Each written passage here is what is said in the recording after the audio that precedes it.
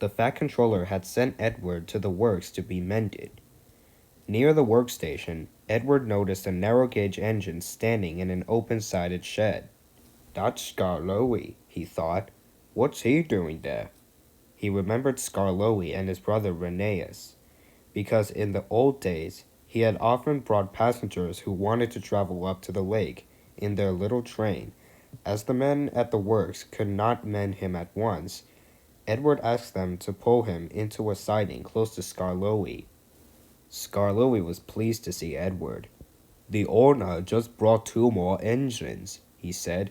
"He told me I was a very old engine and deserved a good rest. He gave me the shed so that I could see everything and not be lonely. But I am lonely all the same," he continued sadly. "I miss Rheneas very much. Yesterday, one of the new engines pushed him on a truck, and now he has gone to be mended. I wish I could be mended too, and pull coaches again."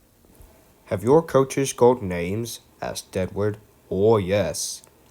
There's Angus, Ruth, Jemima, Lucy, and Beatrice. Angus is proud.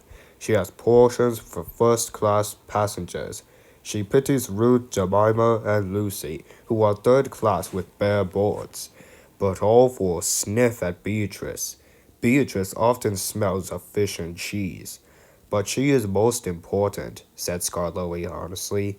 "She has a little window for which the guard sells tickets. I sometimes leave the others behind, but I always take Beatrice. You must have tickets and a guard, you know." "Of course," said Edward gravely. "Rheneas and I," continued Skarloey, "used to take turns pulling the trains.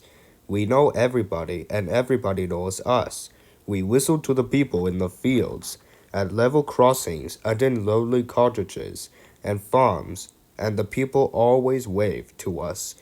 We loved passing the school playgrounds at break time, for the children always run over to the fence to watch us go by. The passengers always wave because they think the children are waving at them. But we engines know better, of course," said Skarloey importantly. "Yes, we do indeed," agreed Edward. "We take your tourists to the lake, and then we get ready to pull the train back. We enjoy the morning journey home, because then our friends from the villages come down to do their shopping. We whistle before every station. 'Look out!' and the people are there ready." "Where's Mrs. Ross?" asked the guard. "She's coming," we'd whistle, and Mrs. Ross comes running onto the platform. "We'll leave you behind one of these days, missus," laughs our driver, "but we know we never will." We stop elsewhere too, at farm crossings and stiles where paths lead to lonely houses. Rheneas and I know the places very well indeed, and our driver used to say that we would stop even if we didn't put on our brakes. Sometimes on market day, Ruth, Jemima, and Lucy were so full of people that the guard would allow third-class passengers to travel in Angus. She didn't like that at all, and would grumble. "First-class coach, third-class people." She made me cross. "Shut up," I'd say, "or I will bump you." That soon stops her rudeness to my friends. Just then some workmen came. "We're going to mend you now, Edward," they said. "Come along."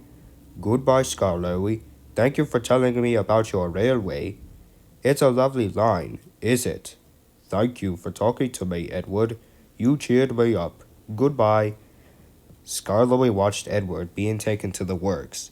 Then, shutting his eyes, he dozed in the warm afternoon sun. He smiled as he dozed, for he was dreaming, as old engines will, of happy days in the past.